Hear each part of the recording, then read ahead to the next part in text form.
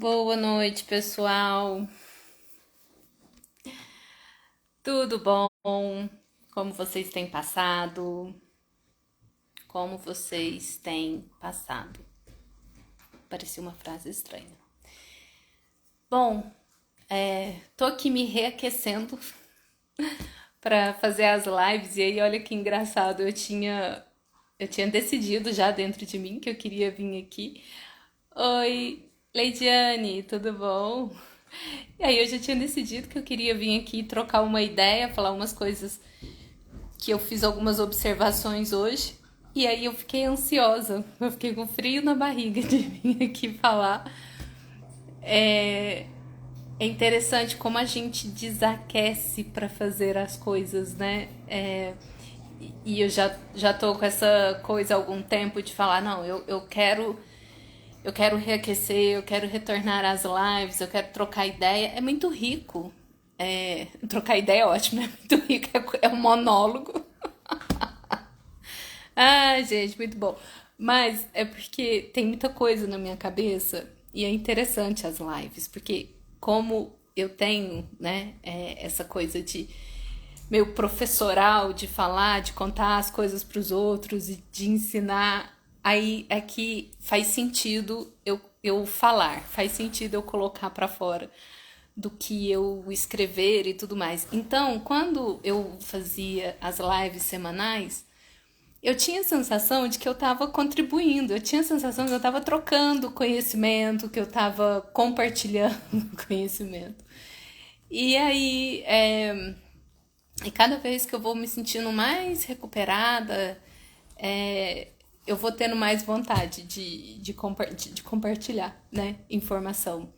É, ajuda a entender seu marido. Que bom, olha só.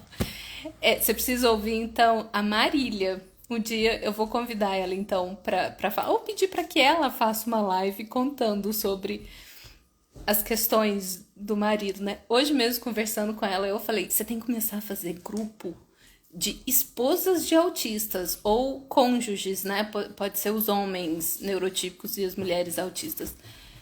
Porque tem coisinhas, né? E aí ela tava contando que tava orientando uma esposa de umas dificuldades, né? Então, o que eu pensei de vir e deixar aqui registrado? Eu acho interessante vir fazer a live aqui e falar. Não é nada programado, específico, assim, de... É porque hoje, conversando com a Marília, eu tive insights de uma troca que a gente estava fazendo uma supervisão, eu estou ensinando ela a fazer o laudo, né? Porque ela está fazendo a avaliação psicodiagnóstica para autismo e eu estou ajudando ela a desenvolver a habilidade para fazer o laudo. E aí ela aplicou os testes num paciente. Testes não. Ela aplicou as escalas de triagem comportamentais, né? Então, o que eu queria já começar aqui falando, né? Não existem testes que diagnostiquem autismo. Não existe, né? Não existe. Ele perdeu o ossinho dele, gente. Ai, meu Deus do céu, como é que eu resolvo essa parada? Pra onde foi parar um ossinho? Eu até falei assim, eu dei o ossinho pra eles, então agora eu vou gravar, vou fazer a live. Aí ele perdeu o ossinho dele, toma. Eu falei, bom que eu vou ficar sossegada, pronto. Então não existe teste que faça diagnóstico de autismo. E o que eu tenho percebido na prática hoje? Os neuropsicólogos, eles, né, hoje a neuropsicologia tem um curso de neuropsicologia em cada esquina, ok? Popularização do conhecimento é preciso, só que também vai se perdendo muito em qualidade. E aí, o que acontece? O neuropsicólogo, ele ficou como a figura da psicologia que faz avaliação diagnóstica para autismo. E os médicos são ótimos para definir que serviço que nós vamos usar, né? Então,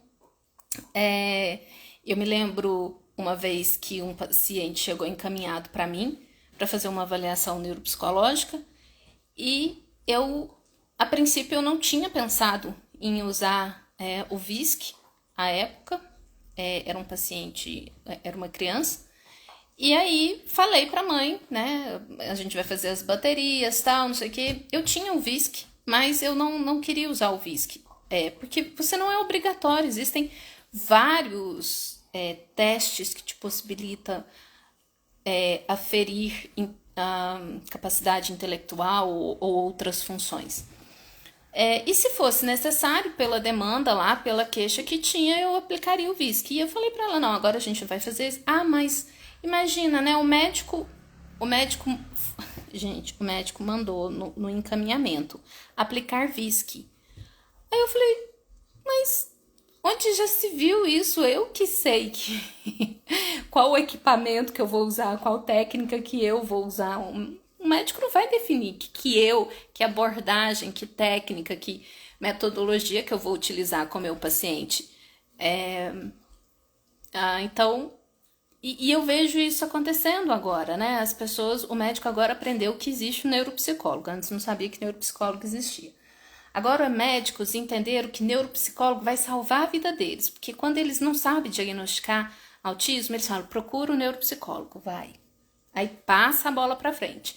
O neuropsicólogo que se lasque lá, que dê um jeito de descobrir se você é autista ou não, porque é o psicólogo, e não só o neuropsicólogo, que vai fazer toda a pesquisa da vida da pessoa, as investigações e tal.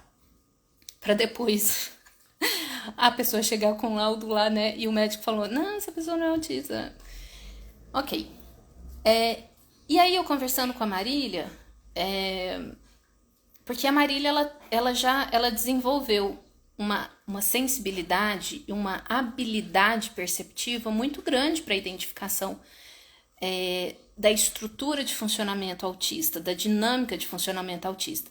Ela convive com dois, né? O Henrique, que é o enteado dela, e o Jota, que é meu primo, que é o esposo dela. E comigo. E nós somos primas, né? Então, a gente convive há muito tempo.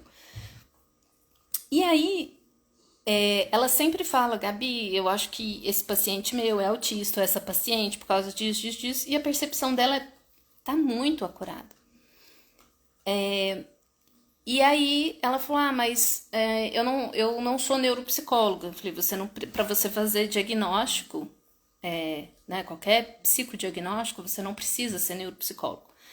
Todo psicólogo, supostamente, ele está habilitado a fazer avaliações cognitivas, ou avaliações da estrutura de personalidade. Existe uma ferramenta do psicólogo que é o psicodiagnóstico. Isso é da profissão e está na lei. O psicólogo, ele pode fazer psicodiagnóstico. Ainda que já teve briga do Conselho de Psicologia com o Conselho Federal de Medicina sobre se pode fazer diagnóstico ou não, porque o psicólogo, ele estaria fazendo uso, ele estaria fazendo uma coisa que não é da profissão dele, que seria diagnóstico. O psicólogo, ele faz psicodiagnóstico, então ele não precisa trabalhar só com hipótese diagnóstica. Ele pode fechar diagnóstico? Pode. Psicodiagnóstico? Pode sim. Até porque o trabalho do psicólogo vai ser muito mais aprofundado do que do médico, né?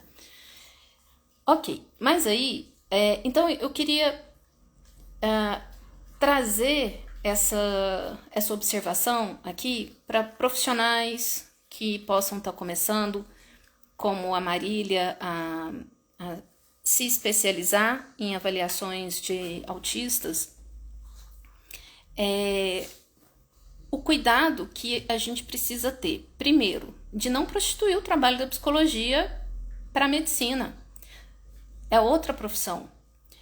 E médicos não podem definir o que o psicólogo faz. Não tem que ser neuropsicólogo, porque começa com o médico daqui a pouco. nas questões legais, né, para concurso, adequação de faculdade, tá valendo só o laudo do neuropsicólogo. Não, isso não é certo. Não tem que ser assim, não precisa ser assim. Então é um cuidado que a gente precisa ter. Ok. Outra. Para fazer avaliação de autista, para diagnosticar autismo, não precisa necessariamente usar testes. As escalas que existem, os testes que a gente escuta falar, que não são testes, são escalas de rastreio, são listas de afirmações que trazem possíveis funcionamentos da cognição ou comportamento autista. E a pessoa é autorrelato, a pessoa que vai falar. Não, eu me reconheço nessa afirmação, não, eu não me reconheço. Me reconheço fortemente, concordo totalmente, discordo completamente.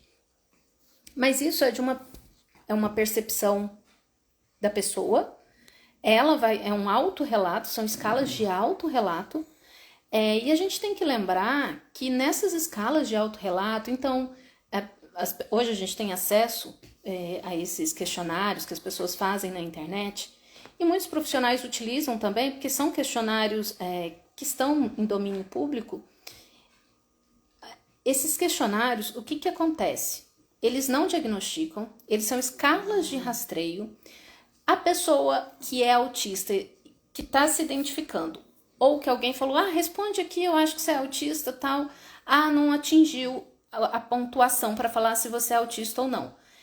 O fato de você não ter atingido a pontuação não significa que você não seja. Porque muitos autistas vão responder esses questionários se baseando no funcionamento deles hoje, como adulto, já um cérebro estruturado, um cérebro desenvolvido, uma pessoa que já desenvolveu todos os seus recursos cognitivos, comportamentais, suas estratégias.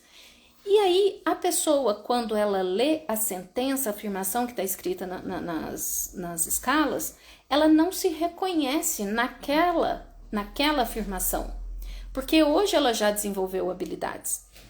E eu falo por mim, né? Eu li os questionários e eu falava, gente, se eu respondesse isso há um tempo atrás, você considera que você tem dificuldade de socialização?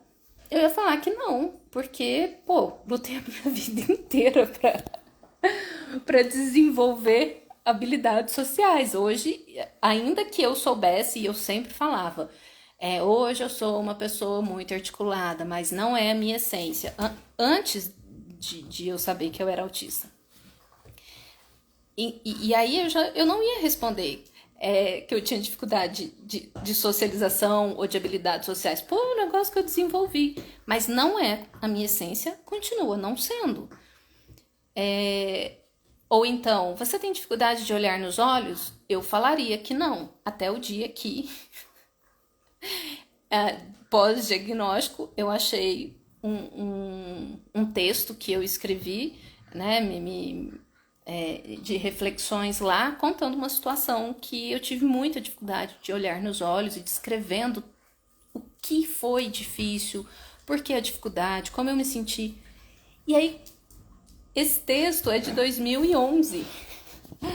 E eu reli ele, eu reencontrei ele, acho que foi em 2021, foi durante a pandemia, ou um pouquinho antes, 2020. Eu falei, caramba, eu fiquei muito emocionada quando eu li, porque eu falei, olha isso, como a gente aprende no decorrer da vida a estruturar nossas habilidades e camuflagem e desenvolver recursos, e depois a gente esquece como foi sofrido para desenvolver tudo isso. E não é porque hoje eu tenho habilidade desenvolvida que a minha estrutura mudou, e que eu não faço força para aquilo. Eu tenho que estar muito disposta para fazer a força para aquilo. E quando eu calculo que não dá para fazer, eu nem vou na situação social. O Bruce tá bebendo água, gente. Parou. Nossa senhora, hein? Que sede que tava. O barulho tava me incomodando. Isso é autista, gente. Porque assim, né? Eu amo cachorro, é um super meu hiperfoco, mas tem um comendo um osso, tem um bebendo água que tava me distraindo e o Snow aqui pedindo carinho e eu paro de fazer carinho nele, ele rosna. Tipo assim, tô aqui. Então a gente tem que ter muito cuidado. Vai ficar gravado sim, Paulo. Sempre deixo gravado aí, tá? Então precisa ter muito cuidado. Então hoje eu tava mostrando várias escalas que existiam para Marília. Era uma supervisão que a gente tava fazendo. Várias escalas. E falei, aplica em todo mundo. Aplica no papagaio, no cachorro, aplica em todo mundo para você testar e ver. Mas como interessante é aplicar e ver as dúvidas que as pessoas têm.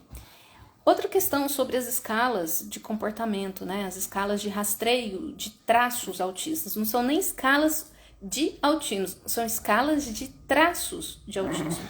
Tem muita diferença, né? Nas pesquisas e os artigos os trabalhos científicos que construíram essas escalas, eles falam isso, eles mencionam isso nos artigos. Essa é uma escala de rastreio para traços autistas, para identificar traços autistas na população em geral. E aí, a partir de um determinado ponto de corte, com algumas questões, algumas métricas, algumas coisas estatísticas, eles definem quão sensível aquela medida foi, ou o quanto ela realmente mediu exatamente o que estava sendo medido, e aí faz um ponto de corte. Olha, pessoas que têm fortemente traços autistas, né, que serão consideradas as pessoas autistas, a partir daqui a gente considera que tem fortes traços autistas. Broce. Não. Eu sou uma autista com hiperfoco em cachorro que não gosta de barulho dos cachorros, de latido. Eu não gosto de latido, gente. Tá. E aí eu tava mostrando pra ela e apliquei, né? A Marília vinha se identificando com algumas características. E ela tem traços autistas? Ela tem traços autistas. Mas ela não é autista. Mas ela se identifica fortemente como uma pessoa com TDAH e como uma pessoa disléxica. E ela é TDAH e ela é disléxica. E é muito engraçado porque semana passada eu fui ensinar ela a corrigir as escalas, tudo. Ai, gente, 2 disléxicas com TDAH, a gente refez a mesma coisa tantas vezes, aí a gente se perdia, voltava, eu tava exausta, mas ela tava igualzinho ali. E foi muito interessante ver o funcionamento das duas ali. Só que a diferença, né, apesar dela ter traços autistas, o que a gente vai chamar de traços autistas? Questões de, às vezes, dificuldades sociais, questões de sensibilidade sensorial, enfim, várias coisas. O que vai diferenciar? A estrutura. Por quê? A gente sabe que pessoas que são neurodivergentes, elas são diferentes desde que nasceram. Então, desde que nasceram, são pessoas ou mais sensíveis ou menos sensíveis, hipossensíveis, e aquilo já afetava todo o sistema familiar. E a família já respondia àquela situação toda. E aí, fulano é assim, fulano é assado. Então, é no tom de voz, em tudo que acontece, a família já vai nomeando de uma forma com adjetivos não muito agradáveis e positivos. Por quê? Porque são crianças que vão incomodar de algum jeito. Então, desde que é bebê, o cérebro vai processando como o ambiente reage a ela. E aí, por isso que muitos comportamentos que a gente escuta as pessoas com TDAH, com altas habilidades, ou dislexia, ou dispraxia, enfim, autistas, tem comportamentos que parecem que se sobrepõem, e quando você escuta uma pessoa TDAH falando, você fala, mas peraí, mas isso não é autismo? E aí parece dar essa confusão. Só que essa confusão, ela acontece porque o que está sendo descrito e falado pela pessoa não são características do TDAH, do autista, são características humanas, são características do mamífero bípede, como gosta de falar a Giovana, né? Nós somos mamíferos bípedes, né? Você não é bípede, você é quadrípede, eu acho que é assim que fala. Você é da raça canídea. Daí, tá, por que eu tava falando bípede? Eu acho tão engraçado o bípede. Tá, são fenômenos humanos. E quanto mais cedo forem vivenciados os traumas, e a gente chama transtornos, porque não é um transtorno, são transtornos do trauma, transtornos dos traumas do desenvolvimento, ou transtornos do trauma do desenvolvimento.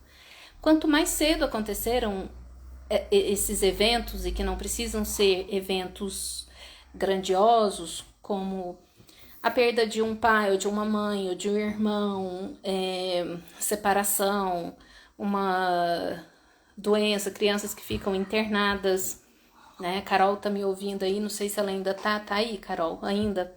Tava pensando sobre isso. A Laura ficou internada com dias, né? Ela teve a internação. Isso poderia ser considerada, por exemplo, ela tendo predisposição para TDAH, né?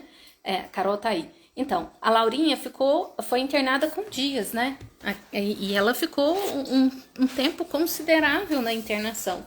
E dali vai o estresse da mãe, toda a questão familiar. Esse fenômeno do início da vida da Laura é minha sobrinha,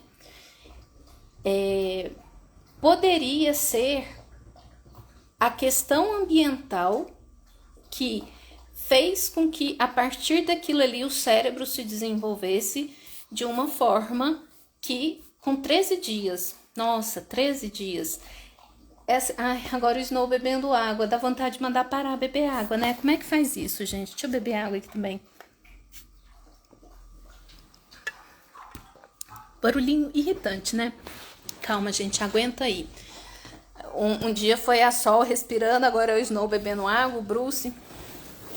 Então, um bebê que ele é internado com 13 dias, se já tem uma maior predisposição predisposição genética, é nesse quesito que a gente fala que a criança, que a genética afeta, né? Esse fenômeno que aconteceu na vida da Laurinha pode ter engatilhado o descarrilhamento do processo do neurodesenvolvimento, e hoje a gente tem suspeitado, né, do déficit de atenção e hiperatividade, predominantemente hiperativo e impulsivo. Hoje a Laura tá com 5 anos, né? Eu estive lá semana passada e aí falei, vamos brincar? Do que você quer brincar? E ela falou, de tudo. Tinha um monte de coisa no quarto, de tudo. Aí eu olhei pra Carol e falei, acho que temos uma TDAH aqui. Enfim, e quando a criança nasce e vai direto para a incubadora? Lila, perfeito. Gente, a Lila é a Marília. Marília, eu tô falando totalmente aqui da nossa vivência de hoje. Eu achei tá sendo tão rico, resolvi compartilhar. Quando a criança fica na incubadora, sim. É uma das questões ambientais também associadas tanto ao autismo quanto ao TDAH. O autismo, ele tem componentes hereditários, que você herda dos pais, e tem, sim, estudos que mostram quanto mais prematuro é o bebê e quanto mais tempo fica em incubadora, ele pode, sim, em função daquelas primeiras vivências ali, desencarrilhar para desenvolvimento de de condições do neurodesenvolvimento, tá?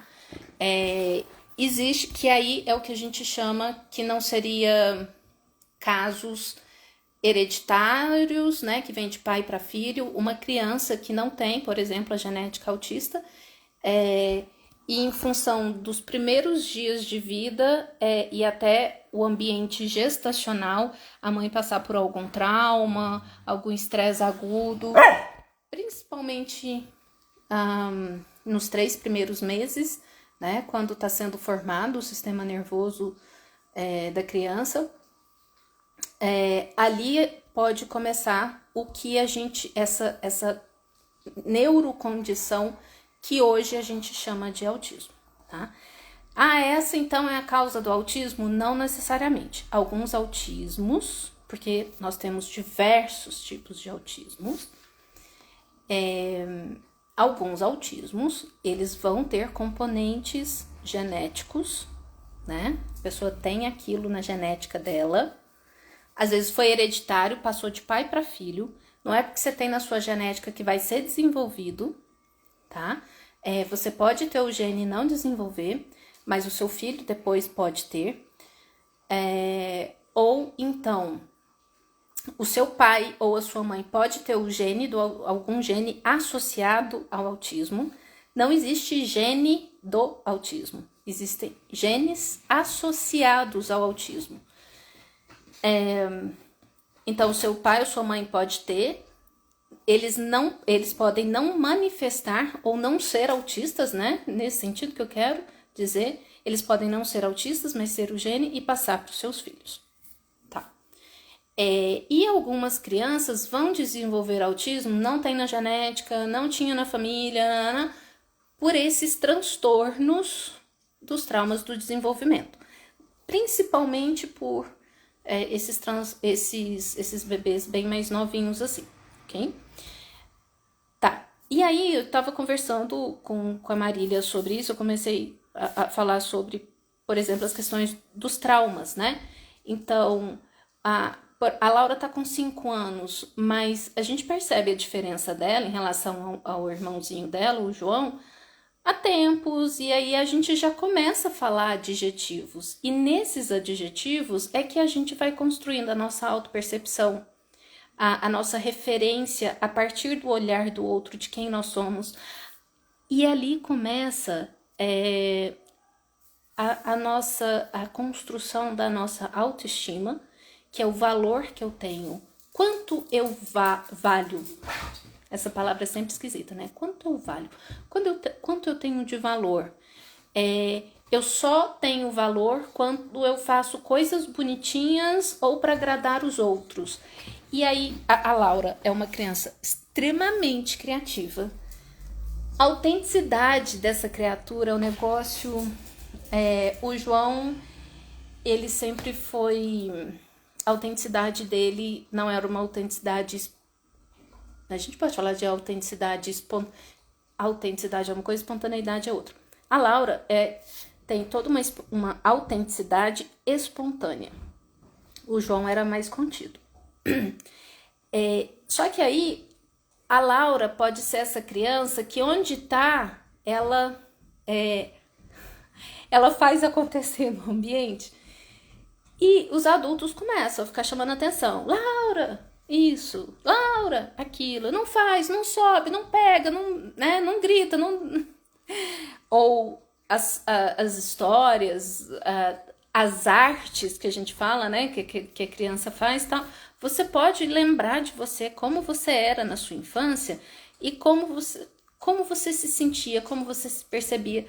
Muito cedo a gente começa a desenvolver, fazer essa formação do nosso self, do nosso eu, e o quanto eu valho. E aí é o que o Gabor Maté ele fala. A gente tem 2 necessidades quando a gente é bebê. A gente tem 2 necessidades. Apego, né? A vinculação. Isso é uma necessidade primária. E em segundo, a gente tem a necessidade de autenticidade. Mas em algum momento a autenticidade e o apego, né? Que a vinculação com outra pessoa, eles vão se chocar. E entre vinculação e autenticidade, a autenticidade fica em segundo plano, né? E depois a gente começa a desenvolver a autoconfiança. E aí, em algum momento, a gente conversou, eu e a Carol, né? Quando a demanda cognitiva da escola começar a aumentar e os recursos cognitivos da Laura não começar a acompanhar, ela vai começar a perceber já agora, ela não vai lembrar quando ela estiver na adolescência ou adulta, ela já vai começar a perceber a diferença dela com os coleguinhas, inclusive com o irmão, que é uma criança que tem uma inteligência, que tem indicadores de altas habilidades, na verdade, mas já o João tá com 6 anos, mas já é uma criança que tem autoestima baixa, é inseguro, provavelmente já percebe diferença entre os coleguinhas dele e ele, em algum nível, já questiona o ambiente. É um barato. Ok. E a Laura, em algum momento, vai se comparar com tudo isso e isso vai afetar a autoconfiança dela. Ela vai começar a não se sentir autoconfiante. Nisso tudo, ela vai ter dificuldade social, ela vai ter dificuldade de se expressar, de expressar o eu autêntico dela. Se nesse momento que a gente não aprender, eu falei para Carol, a melhor coisa agora para Laura primeira coisa, fazer a avaliação com uma terapeuta ocupacional para a gente saber o perfil sensorial da Laura, o que ela é hipossensível, o que ela é hipersensível, porque o TDAH também tem alterações no perfil sensorial, porque aí, com esse perfil sensorial, a gente vai poder ensinar e nomear os fenômenos para o corpinho dela, diferente do que se nomeia para uma pessoa neurotípica que não vai perceber o mundo como a Laura percebe ou como uma pessoa autista percebe, né? Então, ela já vai ser nomeada com os fenômenos neurodivergentes dela, da forma dela de perceber o mundo. Tem essa ponta do cabelo que tá incomodando. Pronto. E aí, se isso não for feito, a Laura, futuramente, ela pode se reconhecer em muitos traços autísticos. Só que a estrutura do TDAH é diferente do autista, que é diferente de altas habilidades, da dislexia e tudo mais. Então, eu estava conversando sobre isso com... Márcia, eu quero deixar, assim que terminar, eu sempre coloco para deixar gravada, tá? Então, eu tava conversando isso com a Marília, né? Porque ela vinha se identificando com traços autistas. Ela fez as escalas também nela. E eu sempre recomendo para qualquer psicólogo, você vai, antes de você aplicar teste ou escala em qualquer pessoa, responda primeiro. Eu, junto com a Marília, a gente já teve dúvidas em várias questões e por isso, aí eu falando, responde junto com o paciente. Muitos psicólogos, e eu também fazia isso, e eu falei para Marília, olha, manda pro paciente, você pode mandar o paciente responder, mas pede para ele justificar se ele não se reconhecer na afirmação e tal. Por quê? Porque o paciente pode falar assim, não é que eu tenho dificuldade de olhar nos olhos, eu até olho nos olhos, mas eu não fico olhando o tempo todo e eu não sustento. Ou então, eu olho nos olhos, mas eu aprendi a fazer isso. A gente tem que dar espaço para o paciente contar o seu fenômeno. E aí a gente respondendo a semana passada, teve uma questão que eu e ela custamos a entender o que estava pedindo ali. E dependendo se o paciente não entender, ele vai responder errado. E aí aquilo não vai ser fidedigno.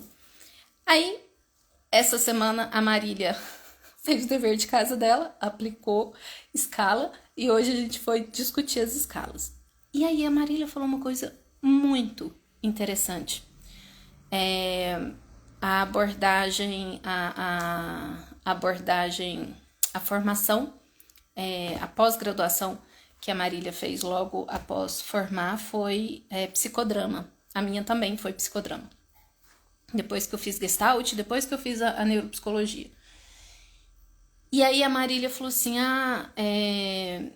eu apliquei o questionário frente a frente, né, no paciente, e já fui e usei o psicodrama. Nossa, essa fala da Marília foi tão importante, eu anotei, tô aqui falando de novo sobre isso e quis falar sobre isso aqui, por isso que eu quis vir fazer a live, porque eu achei tão importante, tão essencial, tão fundamental.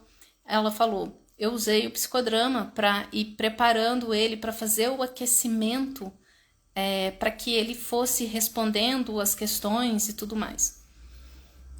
E o psicodrama, a gente tem essa ideia, né, de você fazer um aquecimento para começar, que seja um roleplay, né, que é uma encenação, que seja qualquer técnica.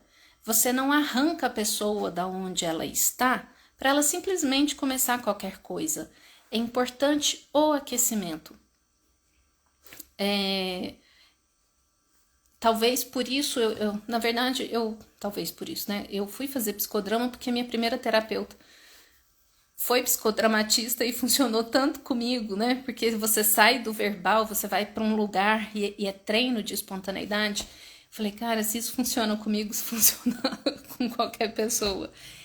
E aí, a gente vai se esquecendo de muita coisa, né? E quando a Marília falou isso, eu falei, gente, perfeito. Por quê? Pensa, quem aqui for psicólogo, cara, eu não sei se vocês já passaram por algum tipo de avaliação. Se não passou, eu recomendo. Eu recomendo fortemente. Sei lá, pede para algum amigo que é neuropsicólogo, ou algum amigo que trabalha com psicodiagnóstico e avaliação psicodiagnóstica, te aplicar teste, para você ver o que é a vivência. É horrível. É horrível.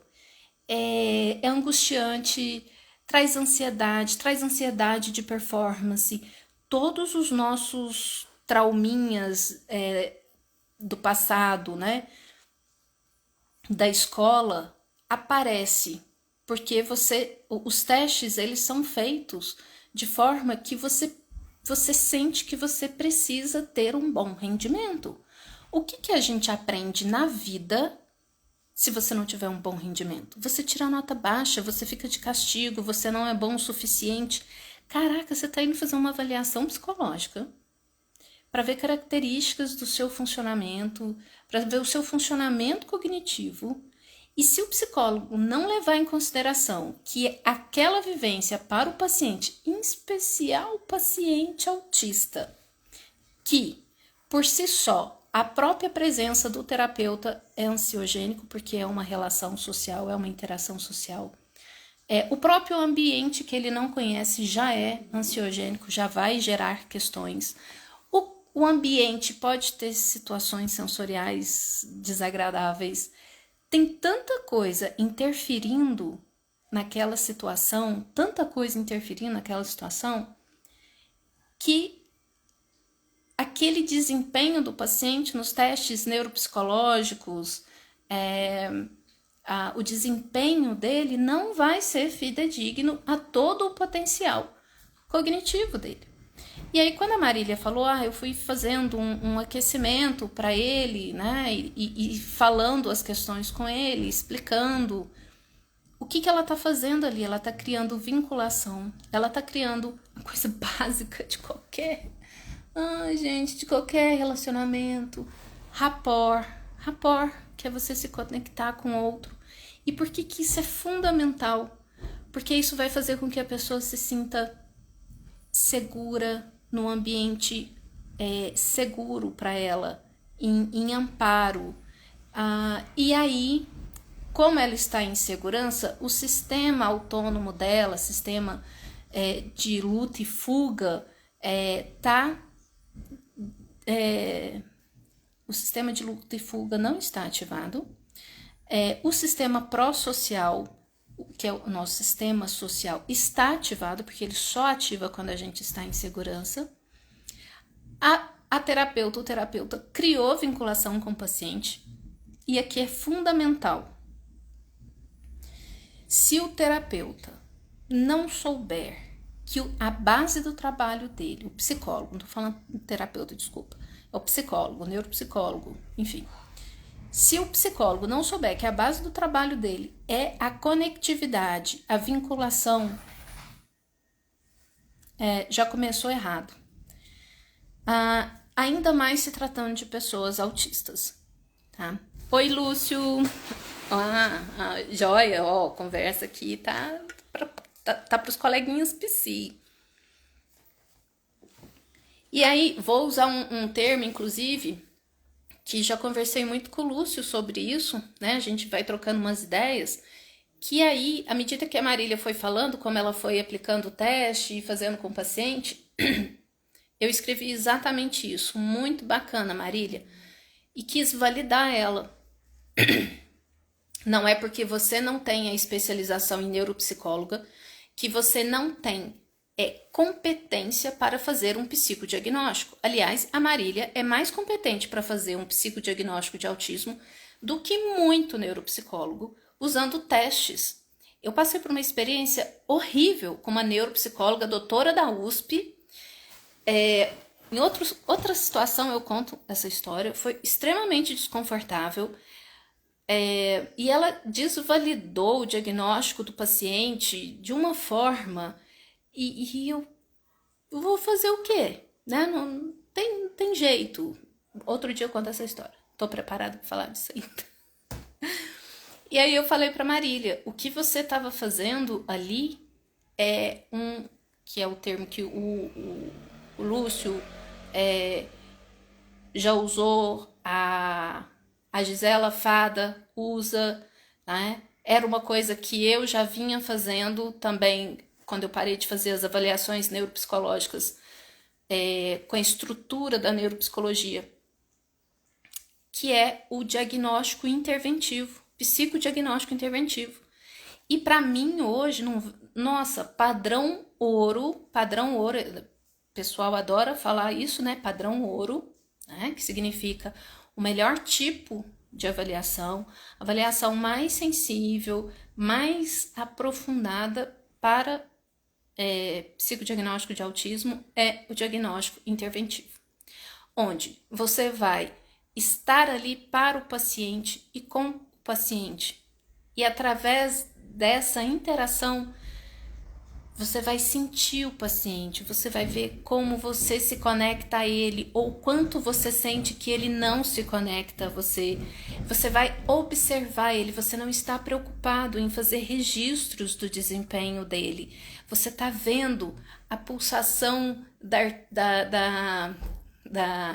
como é que chama, gente? Isso daqui, esse negócio aqui, a artéria principal aqui, esqueci o nome dela. Você está vendo a pulsação, você está vendo a mão suar, você está vendo a mão tremer, você está vendo a pupila dilatada, a voz trêmula, você está percebendo o paciente todo. Aorta, isso, aorta. Então, o terapeuta, na terapia isso é fundamental, né?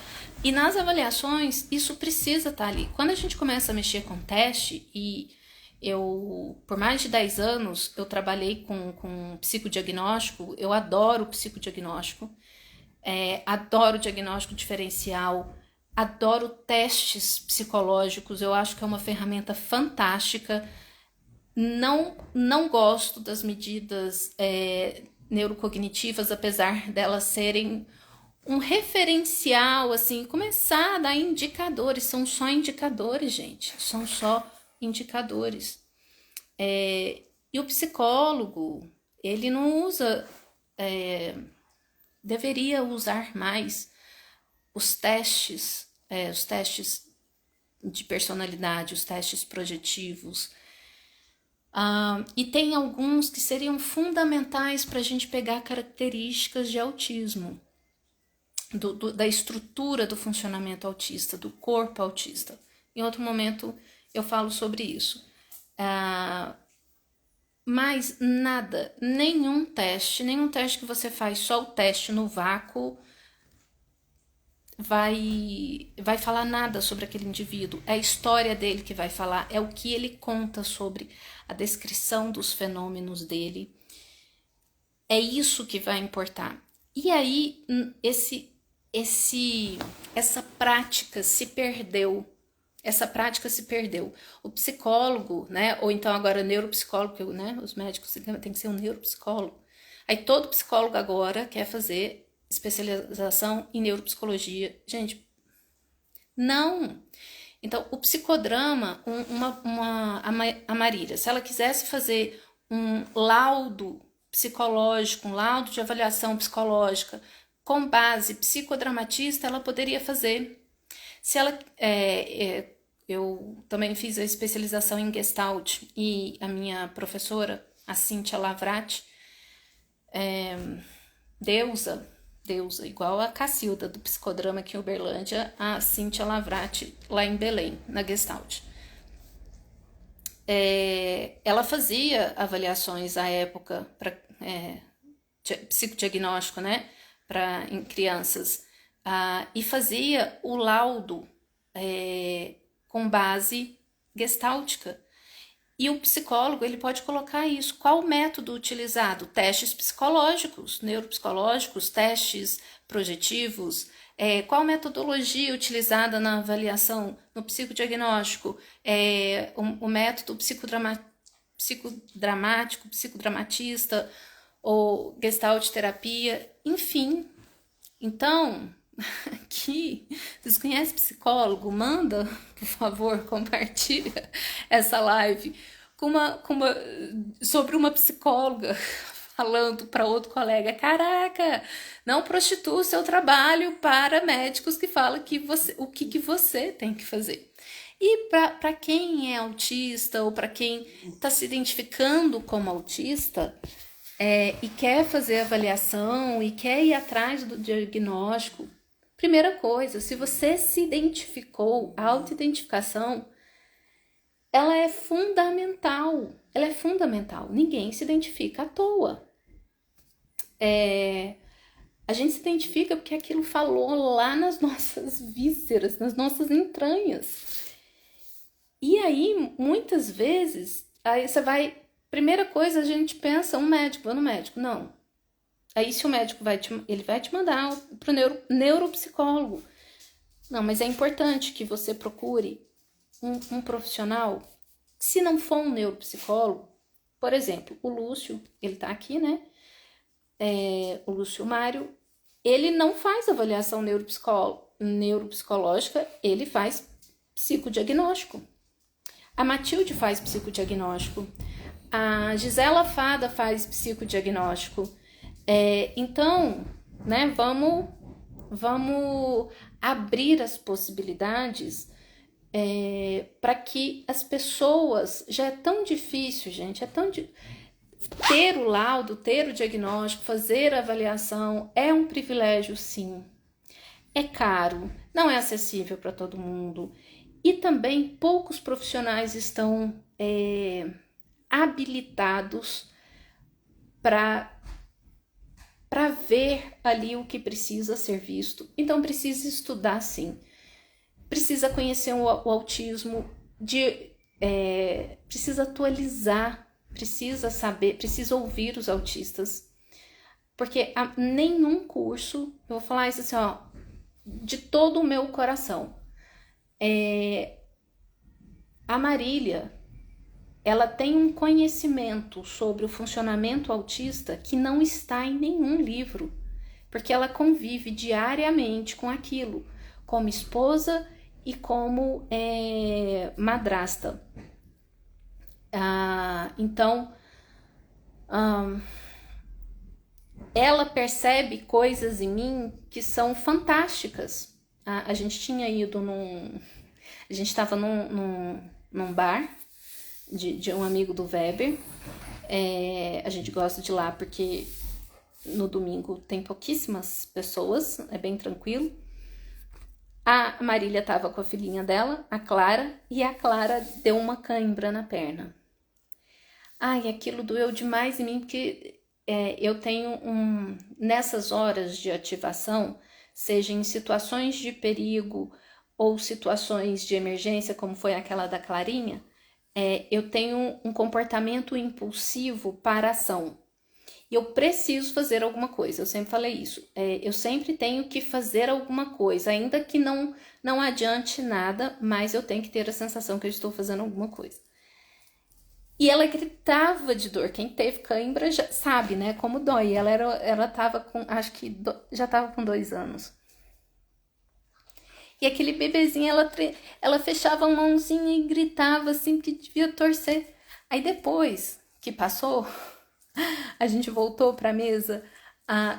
Você também, Márcia, tem cãibra ou você tem a necessidade de fazer, de ter a sensação de que está fazendo alguma coisa? Quando a gente voltou pra mesa, pra voltar, tranquilizou, eu tava bem ativada, né? E aí isso fica muito visível no meu corpo, porque naturalmente eu já fazer algo, sim. Naturalmente eu já tenho o meu corpo trêmulo, eu tremo a cabeça, eu tremo a boca, eu tremo o queixo, eu tenho o tremor essencial, né? Hoje a Marília veio aqui, eu falei pra ela, e hoje eu tô mais trêmula do que tudo. E aí a Marília falou, Gabi, você ficou ativada, né, com a situação da Clara. Cada comentário que a Marília faz pra mim, ela, não sei se eu já falei pra Marília, mas fica registrado aqui, agora eu tô falando. Aquilo dá uma sensação, assim, de um acolhimento tão profundo, porque eu me sinto realmente vista. Ali a gente passou por uma situação, voltamos, tal, e é a primeira vez na minha vida que eu estou convivendo com alguém que, quando eu tenho alterações no meu corpo, a pessoa sinaliza para mim imediatamente. Não sei se a minha irmã ainda tá aqui, a Carol. Teve uma situação que a gente passou em 2016. Nós fomos numa imersão de uma técnica de um cara que eu gosto, que é o Leandro Percário, né? Que ele trouxe o TFT para o Brasil, né? E aí eu acompanhava ele, o trabalho dele, eu fiz o curso dele, e aí teve essa imersão de 3 dias, eu e a Carol fomos. E aí no final a gente foi pro palco. A gente queria tirar foto com ele. E aí formou fila, tal, e eu conversando com a Carol, andando na fila, aí chegou a nossa vez de tirar foto. E aí tem a situação do palco em si, e da situação que eu estando no palco, bom, ali eu iria ter que ter contato com ele, eu teria que ter uma interação com ele. Eu com a Carol é muito fluido, e aí teria outra pessoa. E aí começou a tremedeira, né? E tudo bem, eu fui tirar foto, quem encostasse em mim ia perceber que eu tava tremendo. Eu não estava preocupada em esconder o tremor, em relação ao tremor eu nunca me preocupei. Só que aí a hora que a gente saiu, né, de perto dele para outra pessoa vir tirar foto que tava na fila, a pessoa falou: "Tira foto para mim". E eu peguei o celular da pessoa para tirar foto e tremendo muito. E aí o Leandro olhou para minha irmã. A minha irmã falou assim: "Não, é porque ela gosta muito de você". Eu não tinha ouvido isso, ela me contou isso depois. Aí eu falei, caramba, não era por isso que eu tava tremendo. Foi muito engraçado. Não, porque ela gosta muito de você. Não era isso. Era o palco, era a exposição, era a socialização, era tudo. E aí, naquela época, 2016, eu ainda não sabia que eu era autista. Depois fez muito sentido, né? E depois fez mais sentido ainda quando eu encontrei a foto. Oi, Val! Tudo bom? Obrigada. Quando eu encontrei uma foto minha com a Carol, eu tinha 3 anos em cima do palco, tirando foto com ela. Eu paralisada. Carol, quando você vê essa foto, então, você vai lembrar por que que eu tremi quando a gente foi no, no treinamento com o Leandro Percário, que é a foto que eu tenho utilizado para dar palestra. Oi, Simone! Ô, Simone, aproveitando que você tá aqui, deixa eu te falar, eu e o Weber fomos para Tupaciguara amanhã. Nós vamos tomar um lanche da tarde lá com você. Ó o mineiro falando. E aí, vê com a sua tia pra mim um lugar lá no hotel, porque a gente vai precisar dormir lá. Aí, já aproveitando aqui, olha só, gente, oportunidade, né? Porque eu tô pra mandar as mensagens pra Simone, ó. Aí eu só tô contando aqui pra ela que agora eu vou, tá? Oportunidade de comunicação. Então, era isso, gente, que eu queria falar, da importância.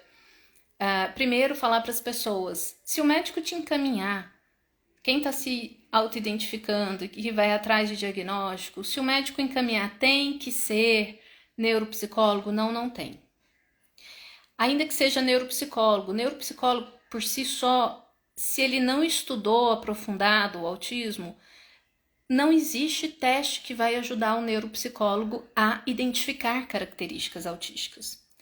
Se ele usar escalas de rastreio, as escalas de rastreio são para ajudar, mas se ele não souber o que perguntar e o que buscar na vida da pessoa, ele também não vai saber montar essa investigação para falar: caraca, eu não tenho dúvida nenhuma que essa pessoa é autista. O psicólogo, ele precisa, se ele está começando, ou se ele está em dúvida, ele precisa fazer supervisão, gente, precisa fazer supervisão. Então, se você foi encaminhado para o neuropsicólogo, não necessariamente tem que ser um neuropsicólogo. Pode ser um psicólogo clínico, desde que ele tenha experiência com psicodiagnóstico. Então, você entra em contato, vou criar uma previsibilidade e uma ferramenta de comunicação aqui para as pessoas que são autistas, né? E que se são autistas ainda não sabem, estão se auto-identificando e tem que procurar profissional. Aí você escreve assim por mensagem ou fala com a pessoa, né? Você faz avaliação para diagnóstico de autismo? Você tem experiência em psicodiagnóstico ou você só faz acompanhamento psicológico? Se a pessoa falar que ela só faz acompanhamento psicológico, não vai ser ela que vai fazer a sua avaliação. A avaliação é toda uma estrutura, precisa ser aprofundado. Oi, Bruno, saudade, tudo bom? E ainda tem a camuflagem que influencia nas respostas da escala. Eu falei disso mais cedo, Lúcio. Então, você pode perguntar para o psicólogo. Você foi encaminhado para o psicólogo ou para o neuropsicólogo. Conseguiu um neuropsicólogo, uma indicação. Se for indicação, essa pessoa já tem experiência, ótimo, né? Mas pode ser que no final, quando você ler o laudo, e o psicólogo ele vai marcar uma sessão para ele te dar uma devolutiva, explicar a análise dele, olha, explicar o laudo. O laudo é um negócio muito complexo. A maioria pode perguntar para quem vocês conhecem que são autistas, que fizeram a avaliação. A maioria das pessoas que fizeram a avaliação neuropsicológica não leram os seus laudos. E o laudo é um documento tão rico, tão importante, só que o paciente, quando ele vai ler aquilo, gente, é horrível ler laudo. Primeiro porque tem termos técnicos e que muitas vezes a pessoa não vai entender. E segundo, porque ali naquele documento está estruturado a vida da pessoa de uma forma que ela não pode negar muitas características dela, que estão em negação e que está desenhado no laudo. É muito difícil ler laudo. E aí, porque você vai se ver totalmente desnudo. É um espelho que mostra detalhes de coisas que você vinha em negação e não queria ver. Então, quando você vê aquilo, embrulha o estômago, dá um negócio no estômago, é angustiante ler aquilo. Tem tantas coisas que começamos a perceber. Nossa, Márcia, tem muita coisa que a gente começa a perceber depois do diagnóstico. Aí vem outra coisa fundamental, o pós-diagnóstico. A gente conversou, eu e o Lúcio, recentemente. O pós-diagnóstico, gente, ele é extremamente necessário. O acolhimento pós-diagnóstico, a gente começa uma outra vida. É uma outra vida. Isso não é só para o autista. A pessoa, quando ela recebe um diagnóstico como de TDAH ou de altas habilidades... Oi, Simone!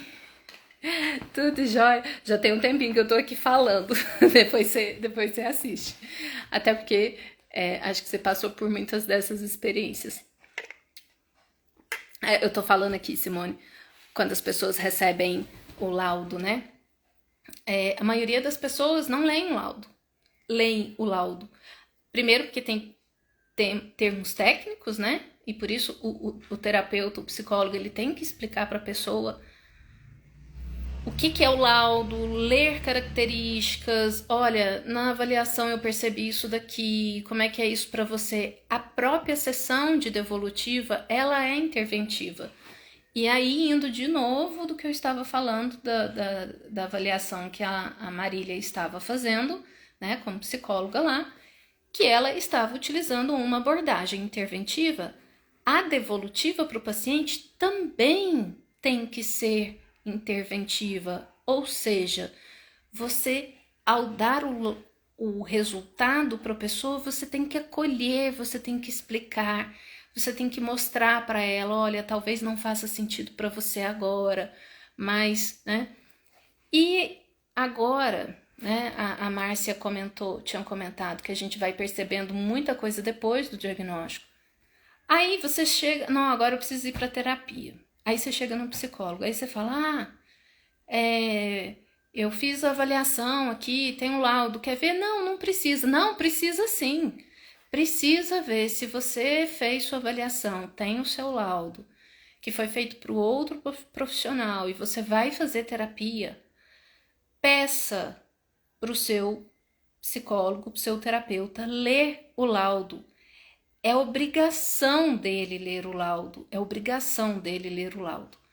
porque muita coisa, ele que vai te explicar, ele que vai trabalhando com você aquelas questões que estão ali.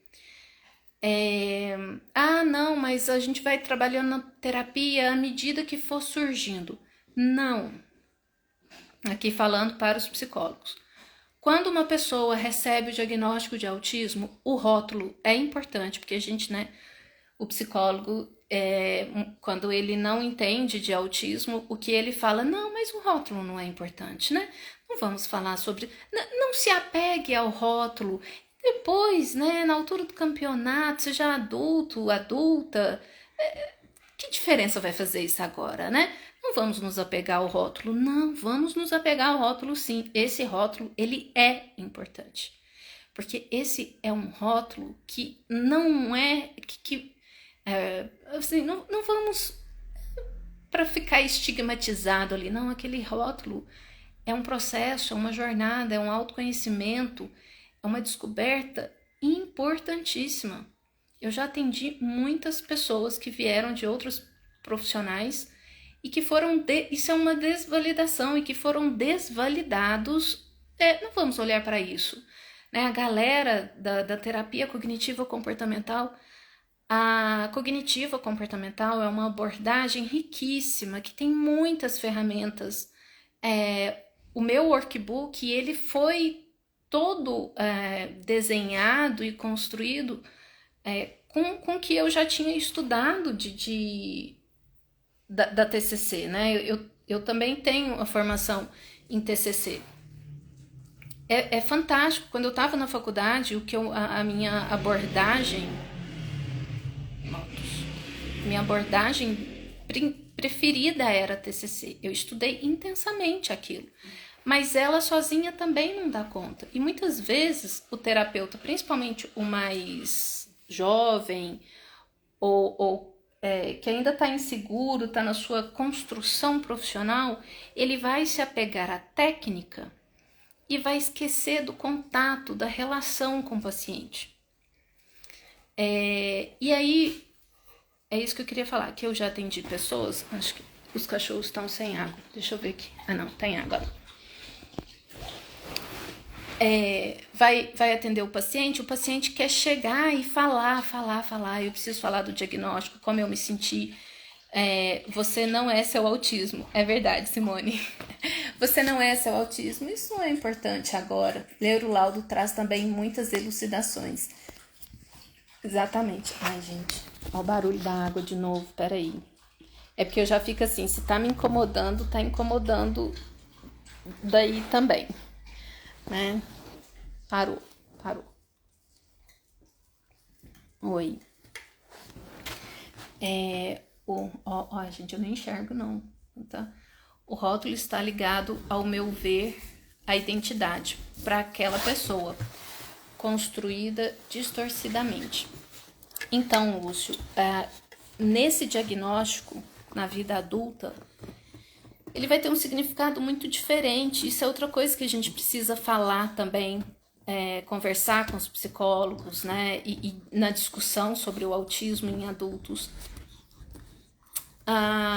Uma criança que recebeu o diagnóstico na infância, ela vai ter uma percepção específica do próprio autismo.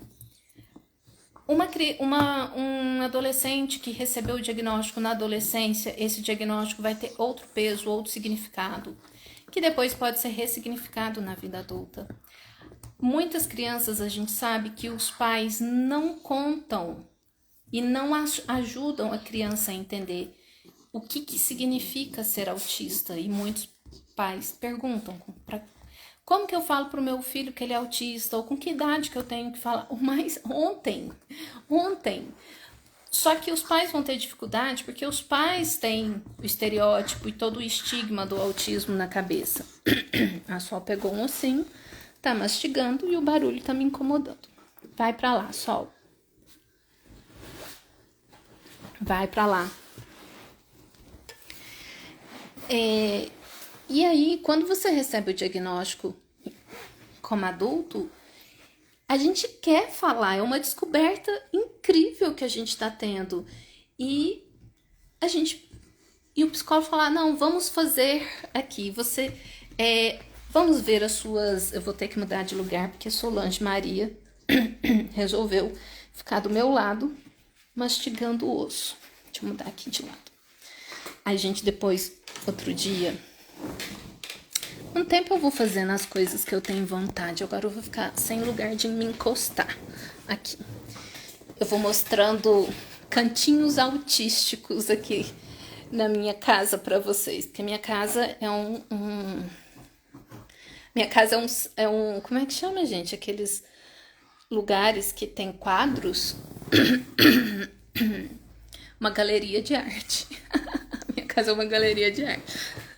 Eu preciso de mais paredes. Eu já ocupei as paredes, agora eu preciso de mais paredes. Aí eu falei que eu quero fazer pequenas fotos assim, mostrando. Eu sou uma autista que eu preciso de estimulação visual. Então eu vou falando aqui com vocês e eu desvio os meus olhares, porque eu pego, cada hora eu pego num detalhe. Então minha casa é cheia de estimulação visual. É muito estímulo visual. Eu preciso disso. E, por exemplo, isso poderia estar numa avaliação, né?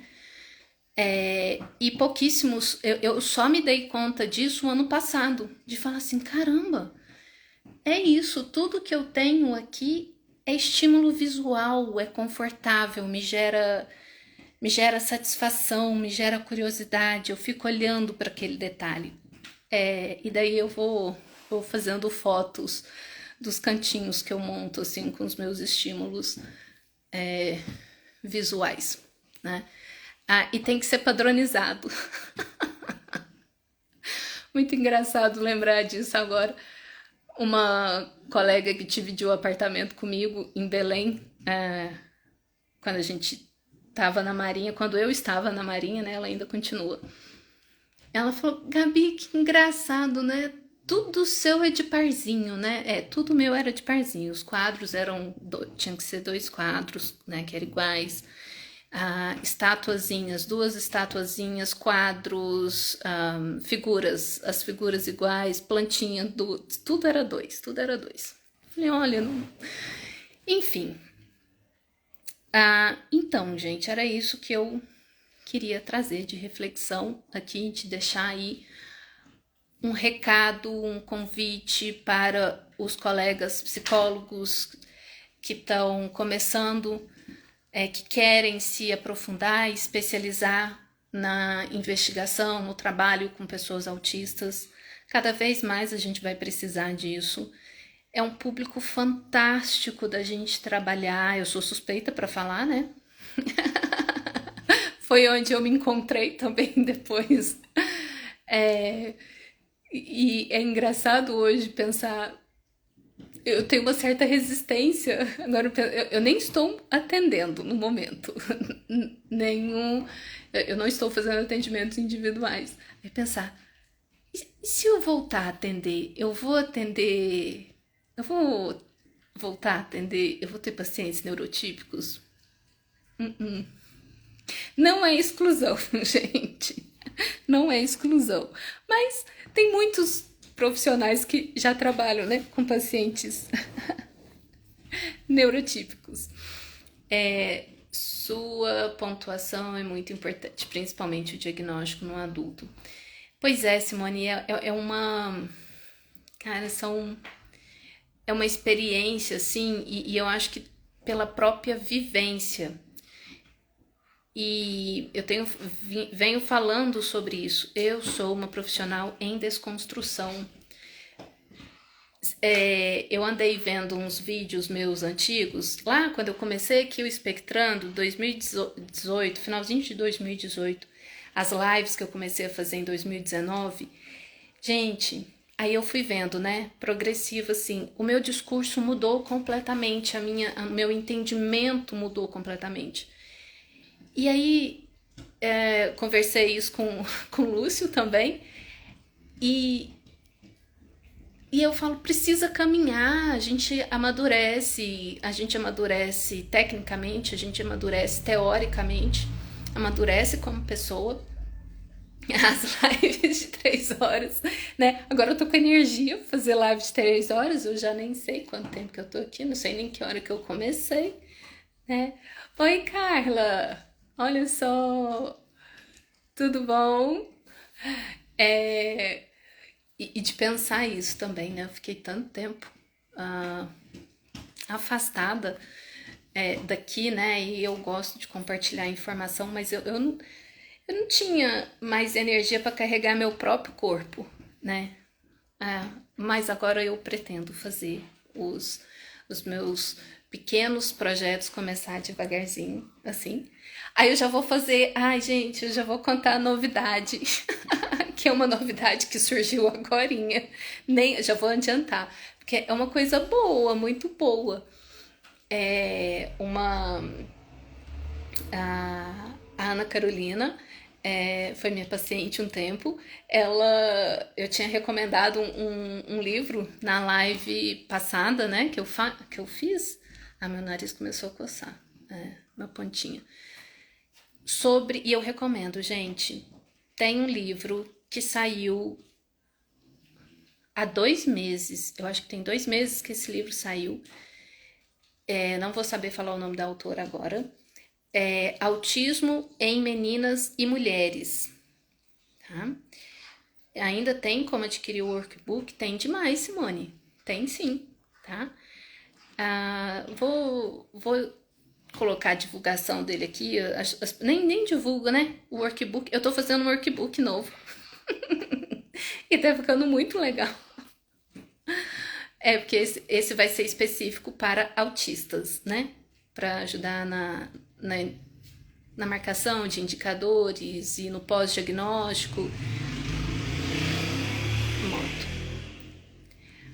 Mas o outro workbook, eu fiz, parece que ele foi um fechamento de ciclo do meu movimento neurotípico como terapeuta, criada no neurotipismo,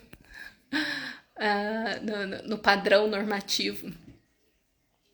Enfim, então eu estou adaptando mais ou menos, tem muitas ferramentas que tem no workbook, eu estou adaptando para o novo, mas totalmente direcionado para o funcionamento neuroafirmativo, né? Não só para autistas, mas regulação emocional, enfim. Mas aí depois eu coloco aqui, para quem não conhece, eu coloco aqui, vou colocar as imagens do workbook, que é um workbook de regulação emocional. E aí tem esse livro, então, que é Autismo em Meninas e Mulheres, eu acho que é Silvia Martins, eu não sei. A capa dele é uma capa marrom com girassóis, assim, 2 girassóis. Mas procurei Autismo em Meninas e Mulheres. É um livro novo. É um livro muito bem escrito, com muita pesquisa. Ela é pedagoga, eu acho, a autora. Ela foi muito cuidadosa. Quando eu recebi o meu diagnóstico, à época, caramba, como eu queria ter tido aquele livro, como eu queria que aquele livro já existisse, né? Tá, vou salvar. É essa mesmo, a Silvia Esther. Ó, gente, eu não tô enxergando. Espera aí, ó, o braço ficou curto. Ó, 2 R's. É essa mesmo. Ela fala alguma coisa de diferenciação e interseccionalidade. Uma leitura profunda, assim, ela fez, é para psicólogos lerem, é para as mulheres autistas lerem. E aí, eu tinha recomendado o livro numa outra live e a Ana comentou: Gabi, você podia fazer um grupo de estudo. Aí eu falei assim: ai, que ideia ótima, vamos. Ela: eu não estava preparada para você aceitar tão rapidamente assim. E aí a gente já estava combinando como vai ser, o que vai fazer e tal. E aí, então, eu já tô... Eu falei, depois eu vou fazer a análise aqui do dia, horário e tudo mais, para poder fazer a divulgação, mas achei que já tô adiantando aqui, eu achei muito legal, porque eu tô gostando muito dessa perspectiva de eu não estar no lugar de terapeuta, quando você tá no papel de terapeuta.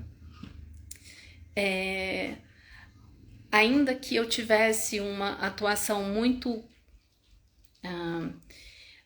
de entrega e de compartilhamento, de relação mesmo com o paciente, ainda assim é um lugar de terapeuta. E tá nesse outro lugar de pessoa, não na responsabilidade ou na carga de responsabilidade e emocional do terapeuta, da postura do terapeuta, tá sendo muito interessante. Que aí eu comecei, né, o grupo o grupo avançado com os antigos pacientes, né, e vou começar em maio o grupo, passou para maio, gente, vou começar o grupo com os iniciantes, né, quem recebeu o diagnóstico e tá aí perdido no pós-diagnóstico. Não é grupo de terapia, é um grupo de desenvolvimento de habilidades sociais autísticas, tá? Não é um grupo de desenvolvimento e não é treinamento de habilidades sociais. é desenvolver as nossas habilidades autísticas, do nosso estilo. E ali eu tô como mediadora, eu tô como integrante. E então, o pessoal que participou do Espectrando Consciente, antes, se quiser participar também, pode já entrar no avançado, porque o avançado são para aquelas pessoas que já estão alfabetizadas na perspectiva autista da neurodiversidade. Porque é muito interessante hoje, quando alguém procura para atendimento e aí a pessoa manda mensagem, né? É porque eu fui diagnosticada ou diagnosticada agora, então eu tenho um autismo, que não é uma forma que a gente expressa, né? Eu sou autista. Eu tenho autismo e usa todo o linguajar do paradigma médico. Eu acho muito esquisito, né? Enfim. E aí eu fiquei muito tocada com uma coisa que o Lúcio tinha me mandado uma mensagem falando de um paciente que ele foi atender e que as dúvidas que ele trouxe, né? Inclusive sobre como era o atendimento e se ele deixaria de ser autista.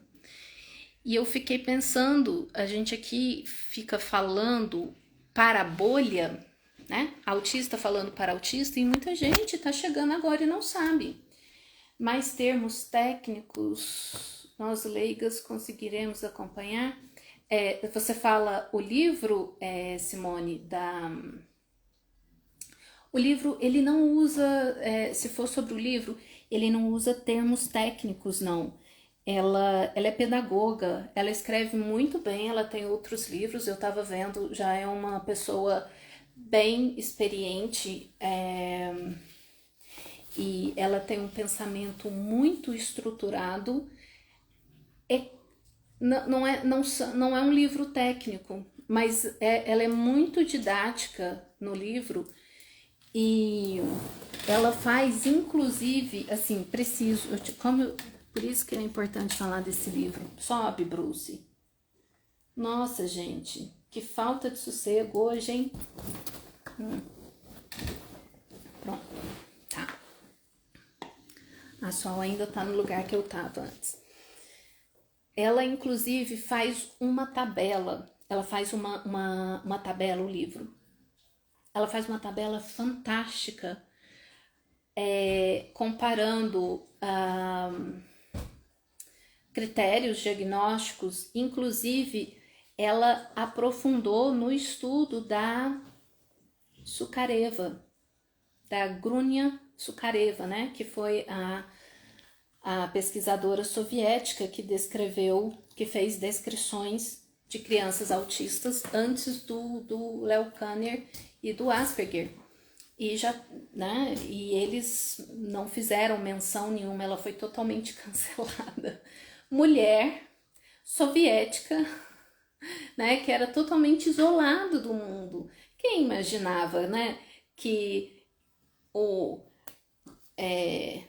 ninguém ia pensar, ninguém ia descobrir que ela tinha feito as pesquisas antes deles, né? E isso ia chegar nos Estados Unidos. Enfim, então eu acho que resgatar o trabalho da Sukareva é honrar as mulheres da ciência. E o trabalho dela foi muito mais... O trabalho da Sukareva é de 1926, eu acho. Foi muito mais aprofundado do que o do Leo Kanner e do Asperger. Ela descreve 11 meninos e 11 meninas. E a descrição dela, um autor americano fez a transcrição, né? Fez a tradução dos artigos dela. A descrição dela, do comportamento das crianças, é de uma precisão, é de uma análise comportamental, então essa descrição comportamental que é muito semelhante ao DSM-5. E é isso que a gente vem estudando muito sobre estudando sobre os estudos da Zuccareva, e que a Silvia, né, Lúcio? Silvia. A Silver Esther, ela faz essa comparação do DSM-5 com os estudos, com a descrição da Zuccareva. Então, fantástico a gente ter esse material, fantástico. Adquiram um livro, leiam, quem é psicólogo, se está atendendo mulheres autistas ou se está trabalhando com psicodiagnóstico ou avaliação de mulheres autistas, leiam esse livro. Quem está se identificando, leia esse livro.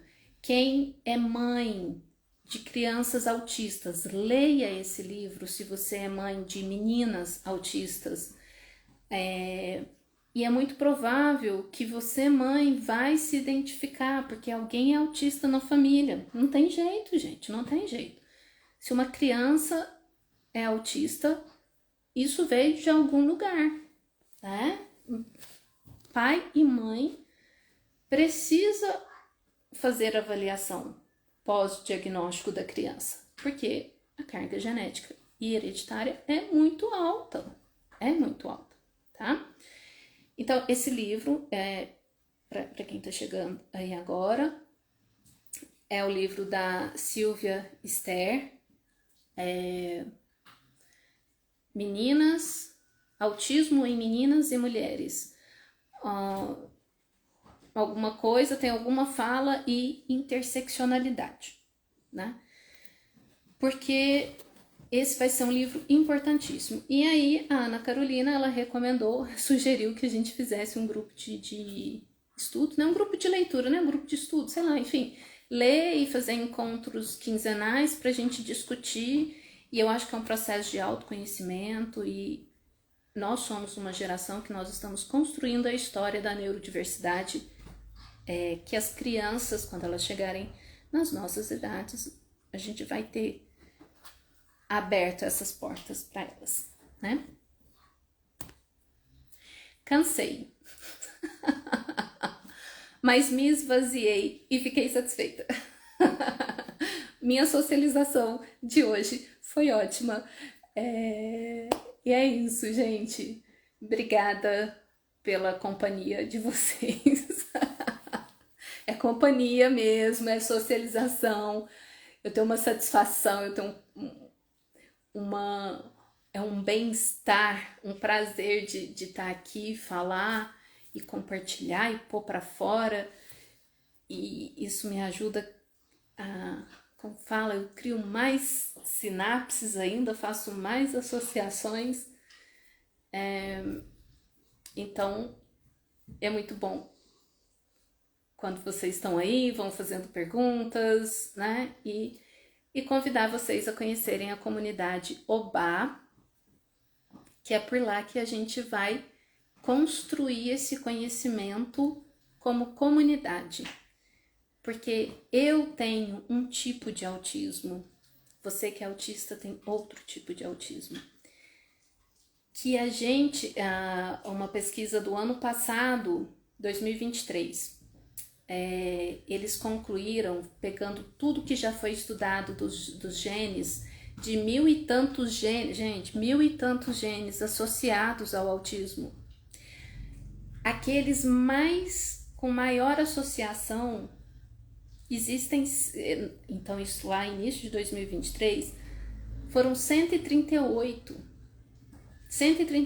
Aí a pesquisadora, que é neurologista, ela é uma médica, é neurologista canadense, e que se identifica como autista, né? Ela fala, eu me identifico como autista, eu não tenho diagnóstico formal, mas fora do Brasil, em alguns lugares, se fala em autodiagnóstico, a gente não fala de autodiagnóstico, a gente fala de autoidentificação. Mas é óbvio que essa mulher sabe que ela é autista, porque ela trabalha com autismo há muitos anos, é pesquisadora. E ela fala: aí você tem 138 genes fortemente associados ao autismo. O que um médico faz com uma informação dessa? Você chega e o que significa, né? 138 genes diferentes associados ao autismo. Ela fala: são 138 condições diferentes. O que o médico faz com essa informação? Aí você chega no médico e fala: meu filho é autista. Que tipo de autismo? E aí, isso é a medicina de precisão, né? Que eles falam, para que eu possa tratar aquelas comorbidades, ou comorbidade não é uma palavra boa, mas adoecimentos daquele corpo autista. O autismo em si não é uma doença, mas o corpo autista, ele tem muitas sensibilidades e vem muitas outras condições e patologias, como, eu não sei aquela pronúncia, gente, Ehlers-Danlos,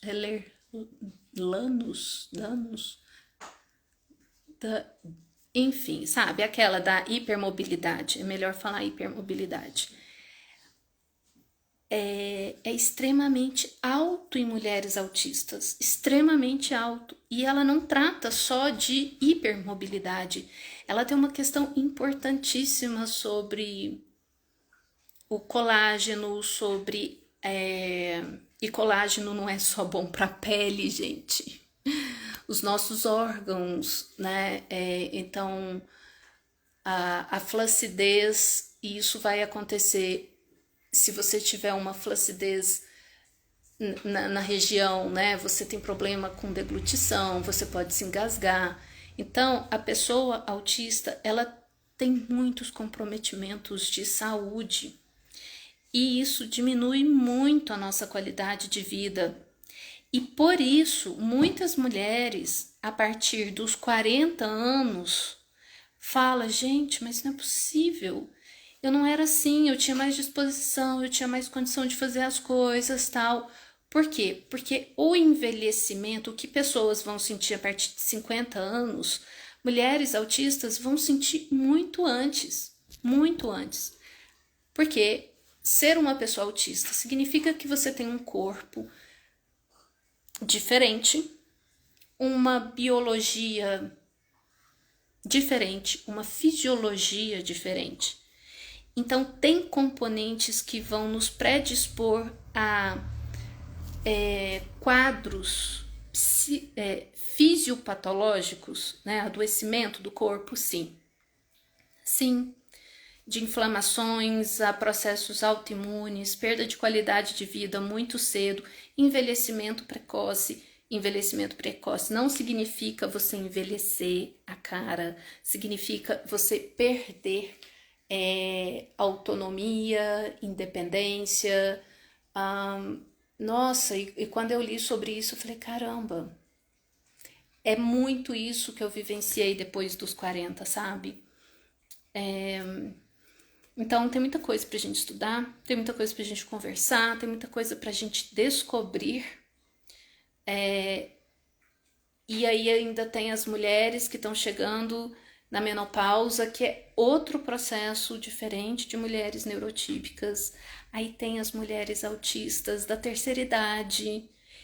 E eu me preocupo com isso, porque eu vou chegar lá e eu quero chegar com a melhor qualidade de vida que eu posso ter.